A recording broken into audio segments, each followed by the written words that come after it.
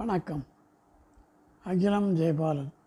அகிலம் வெளிநாட்டு உள்நாட்டு வணிக பயிற்சியகத்திலேருந்து பேசுகிறேன். புதுமைகளை பற்றி பேசிக்கிட்டு இருக்கோம்.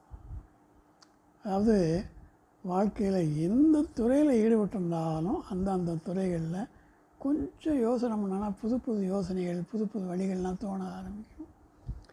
அதை செயல்படுத்தும் போது மிகப்பெரிய வெற்றி கிடைக்கிறதுக்கான வாய்ப்புகள் வரத்தான் செய்யுங்கிறது என்னுடைய அனுபவ ரீதியான ஆழமான கருத்து. இதை புரிஞ்சுக்கணும். இப்போது ஒரு 3 ஸ்வீட் ஸ்டால் ஏற்பட்ட அனுபவங்களை பற்றி சொல்ல போகிறேன். 3 வேறு நாட்களில் ஏற்பட்டது, ஒரே நாள் ஏற்படலை. நம்பர் 1 ஒரு கடையில் போய் ஒரு ஸ்வீட் ஸ்டாலில் போய் அரை கிலோ பூந்தி வேணும்னு கேட்குறேன். பூந்தி வேணும்னு கேட்டதும் தராசு தட்டை வச்சுக்கிட்டு கரண்டி எடுத்து பூந்தி அள்ளுறாரு. கிட்டத்தட்ட 600-700 கிராம் நெருங்கி வருது. தட்டில் இருந்து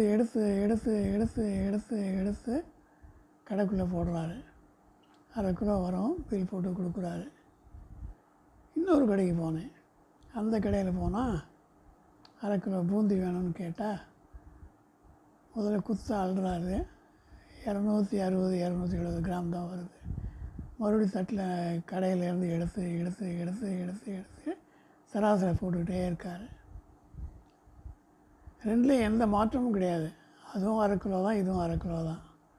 ஆனால் முதல் இது நமக்கு கொஞ்சம் கஷ்டமாக இருக்குது. தட்டில் இருந்து எடுத்து கடைக்குள்ளே போடுறாரு அப்படின்ட்டு. ஆனால் ரெண்டாவது கடையிலேருந்து எடுத்து தட்டில் போடுறாரு. அது மனசுக்கு கொஞ்சம் சந்தோஷமாக இருக்குது. 3வது இன்னொரு கடைக்கு போகிறேன். அந்த கடையில் போனால் அள்ளி போடுறாங்க. இது எடுக்கிறதும் கிடையாது, போடுறதும் கிடையாது. இவங்க என்ன பண்ணுறாங்க, 523 கிராம் வருது அல்லது 543-47 கிராம் வருது. சரின்ட்டு பேக் பண்ணிவிட்டு 523 கிராமுக்கு பில் போடுறாங்க. அதில் அவங்களுக்கு எந்த விதமான லாபமும் கிடையாது, நஷ்டமும் கிடையாது.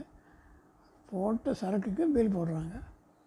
இது 3லையும் 3 விதமான முறைகள் பின்பற்றப்படுது. கொஞ்சம் யோசித்து பாருங்கள். இதில் 2வது முறை உள்ளதை எல்லாருமே விரும்புகிறாங்க. முதல் முறையும் 3வது முறையும் பெரும்பாலும் யாரும் விரும்புகிறதில்லை. ஸோ இது ஒரு புதிய முறை. நிச்சயமாக அந்த 2வது கடைக்கு வியாபாரம் நல்ல முறையில் நடக்கத்தான் செய்யும். இது ஒரு சின்ன முயற்சி. இது மாதிரி பல முயற்சிகளை